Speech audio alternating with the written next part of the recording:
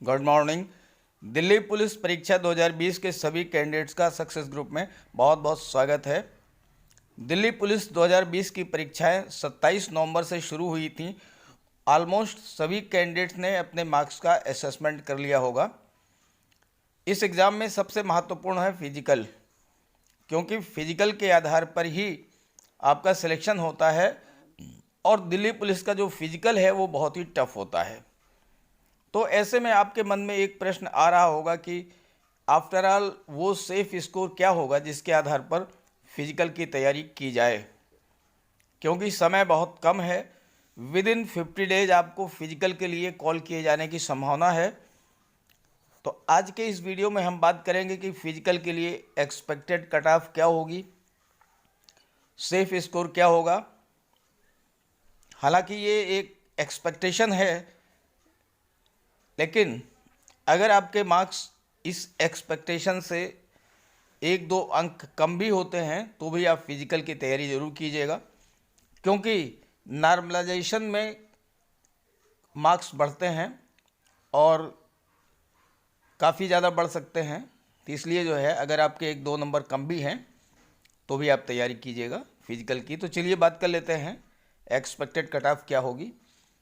Video अच्छा लगे तो इसे अपने सभी साथियों को शेयर ज़रूर कर दीजिएगा, ताकि उनके मन में भी जो दुविधा हो वो समाप्त हो जाए और वो भी पूरे मनोयोग से फिजिकल की तैयारी करें। चलिए वीडियो शुरू करते हैं। किसी भी एग्ज़ाम के लिए ये बहुत महत्वपूर्ण होता है कि कितने कैंडिडेट्स जो है वो एग्ज़ाम में अपीयर हुए, वैकेंसी क्या थी और कंपटीशन रेशियो क्या है। तो इस परीक्षा में लगभग 29 लाख कैंडिडेट्स ने जो है अप्लाई किया था, जिसमें से लगभग 20 लाख कैंडिडेट्स ही परीक्षा में उपस्थित हुए। बात करें वैकेंसीज़ की तो 5,846 वैकेंसीज़ थीं और फिजिकल के लिए 12 गुने कैंडिडेट्स को कॉल किया जाना है, तो 70,152 कैंडिडेट्स को कॉल किया जाएगा। अब 20 लाख में से 70,000 को कॉल किया जाना है, तो आप ये मान के चलिए कि एट प्रेजेंट 70,000 सीटों पर सिलेक्शन होना है प्रीलिम्स के आधार पर, रिटेन एग्ज़ाम्स के आधार पर। तो इस आधार पर जो कंपटीशन रेशियो बनता है वो 1 और 28 का रेशियो बन रहा है। अब वो बात कर लेते हैं कि ऐसे कौन कौन से फैक्टर्स हैं जो कट ऑफ को प्रभावित करते हैं। बगैर इन फैक्टर्स के एनालिसिस किए कट ऑफ का एक्सपेक्टेशन नहीं किया जा सकता है। तो जो पहला महत्वपूर्ण फैक्टर है वो है नेगेटिव मार्किंग। देखिए, पिछला जो एग्ज़ाम हुआ था 2019 का, उसमें नेगेटिव मार्किंग नहीं थी। 2020 में नेगेटिव मार्किंग इम्पोज की गई है और नेगेटिव मार्किंग का असर ये होता है कि नेगेटिव मार्किंग से 6 से 8 अंक जो है वो कम हो जाते हैं।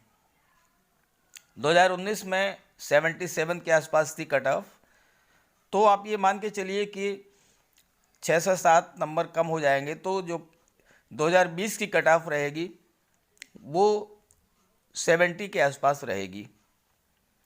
होता क्या है कि जब नेगेटिव मार्किंग नहीं होती है, तो जैसे प्रीवियस ईयर की बात करें, अगर आपने फिर 65 क्वेश्चन सही कर लिए और बाकी 35 आपने जो है अपने अंदाज से, अनुमान से टिक कर दिया, तो उसमें से 10 क्वेश्चन भी सही हो सकते थे, 15 क्वेश्चन भी सही हो सकते थे। और ये 10 नंबर या 15 नंबर अगर आपके जुड़ते तो आपका जो मार्क्स बनता है वो 75 से 80 के बीच में बनता। लेकिन अब क्या स्थिति है नेगेटिव मार्किंग की वजह से? नेगेटिव मार्किंग की वजह से क्या होगा कि अगर आपके 65 करेक्ट हैं, बाकी 35 में आपने कुछ क्वेश्चंस अटेम्प्ट किए, 10-15 क्वेश्चन अटेम्प्ट किए, तो नेगेटिव मार्किंग की वजह से ये भी हो सकता है कि आपके जो मार्क्स 65 हैं इससे भी कम हो जाएं, और ये भी हो सकता है कि इससे जो है 2-4 नंबर बढ़ जाएं। तो नेगेटिव मार्किंग की वजह से जो है ये 60 और 70 के बीच में आपके मार्क्स रह जाएंगे।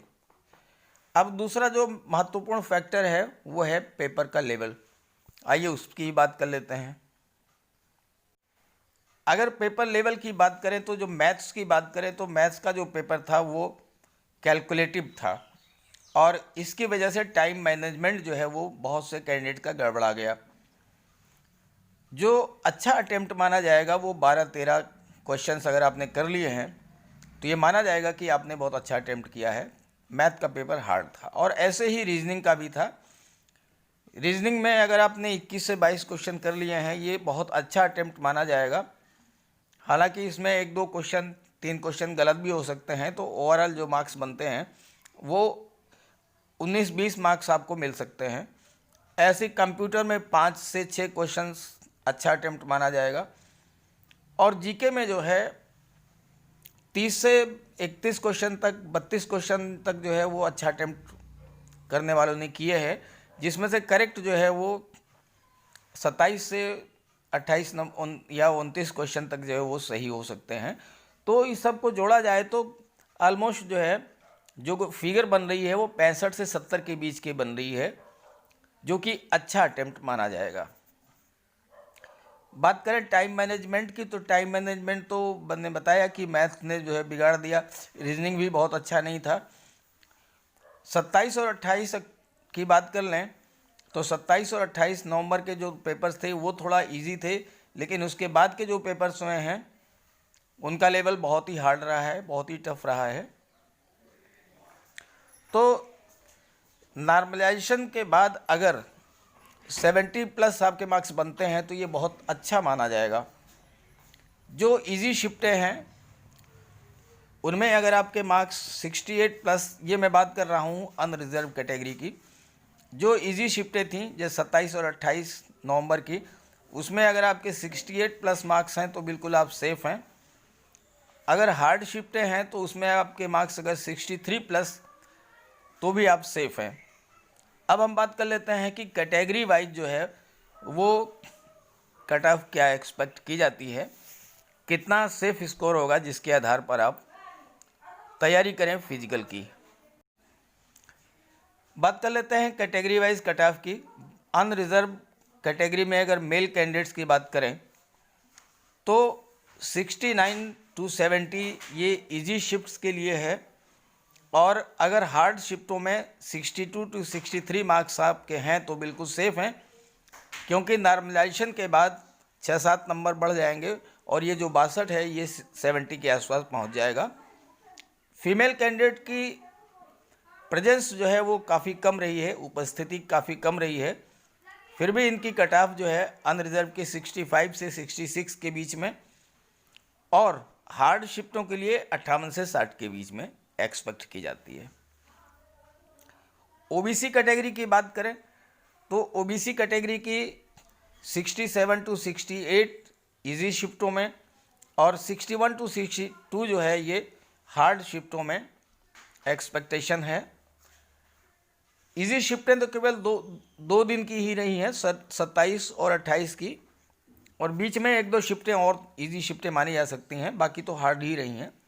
फीमेल्स के लिए 63 to 64 और हार्ड शिफ्टों में 57 से 58 मार्क्स अगर हैं तो ये आपका गुड स्कोर माना जाएगा।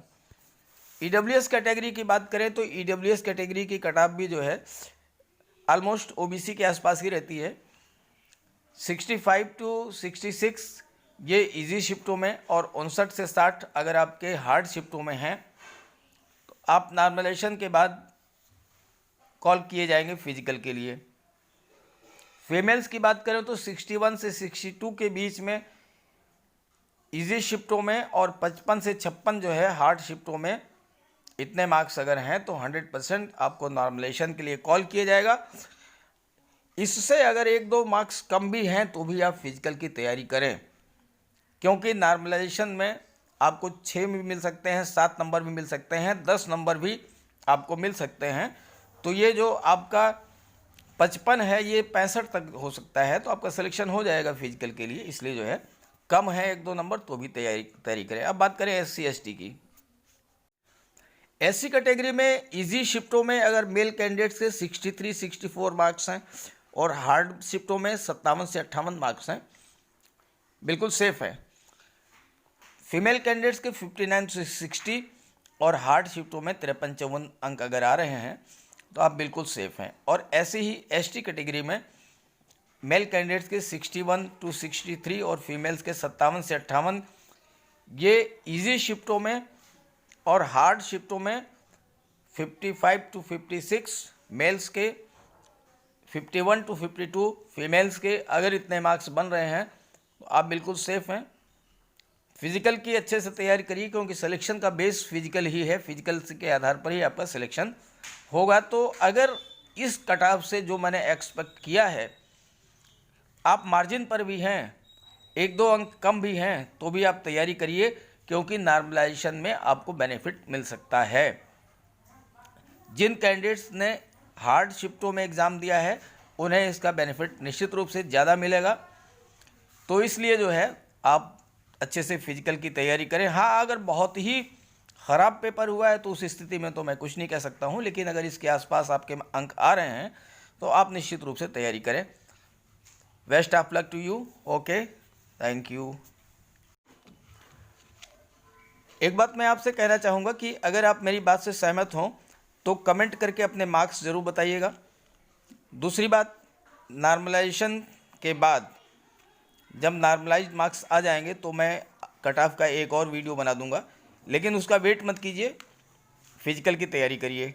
और तीसरी बात यह है कि अगर आप मेरी बात से सहमत हों, वीडियो आपको अच्छा लगे तो इसको ज़्यादा से ज़्यादा अपने सभी साथियों को भी शेयर कर दीजिएगा ताकि वो भी अपनी फ़िज़िकल की तैयारी करें। और फिज़िकल के लिए मैं एक अलग से वीडियो अपलोड कर दूंगा, उसे ज़रूर देख लीजिएगा, उससे आपको काफ़ी हेल्प मिलेगी। तो आप चैनल को सब्सक्राइब भी कर लीजिए ताकि जैसे ही मैं वो वीडियो अपलोड करूँ वो आपको तुरंत मिल जाए। Okay, thank you.